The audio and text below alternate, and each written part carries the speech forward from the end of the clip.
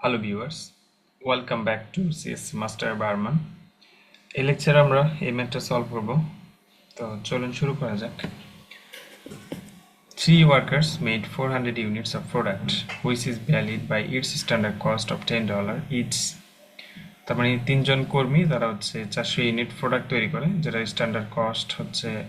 Valid by standard cost যেটা সেটা হচ্ছে $10. Then বলছে that accounting department reported that for this job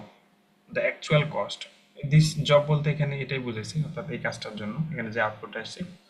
তো this job the actual cost অর্থাৎ এই 400 ইউনিট তৈরি করতে আমাদের যে কস্টটা হচ্ছে সেটা হচ্ছে $400 পার লেবার তার মানে তিনজন লেবার এক একজন হচ্ছে $400 করে and 1000 for materials and 300 for overhead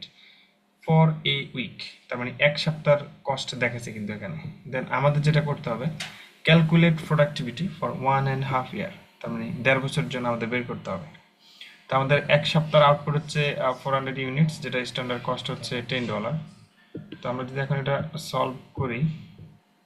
প্রোডাক্টিভিটির আমরা ইকুয়েশন জানি আউটপুট ডিভাইডেড বাই ইনপুট তো এখানে এটা হচ্ছে মাল্টি প্রোডাক্টিভিটি কারণ এখানে মাল্টিপল ইনপুট আছে আমাদের আউটপুট হচ্ছে 400 ইনটু 10 যেটা হচ্ছে স্ট্যান্ডার্ড কস্ট যেটা এন্ড 78 কেন গুণ করা হয়েছে কারণ আমাদের 1.5 বছরে বের করতে হবে আমরা জানি এক বছর হচ্ছে 52 সপ্তাহ সুতরাং 1.5 বছরে হচ্ছে টোটাল 78 সপ্তাহ এন্ড আমাদের মাল্টিপল ইনপুট যেখানে কি কি আছে কি কি এই আউটপুটটা করতে আমাদের কি কি ইনপুট দেওয়া লাগছে লেবার কস্ট আছে আমাদের 400 ইনটু 3 দেওয়া হয়েছে কারণ এক একজন হচ্ছে $400 এন্ড হচ্ছে আমরা তিনজন এই জন্য 3 দ্বারা গুণ করা হয়েছে লেবার কস্টের সাথে এন্ড ম্যাটেরিয়াল কস্ট যেটা সেটা হচ্ছে $1000 টোটাল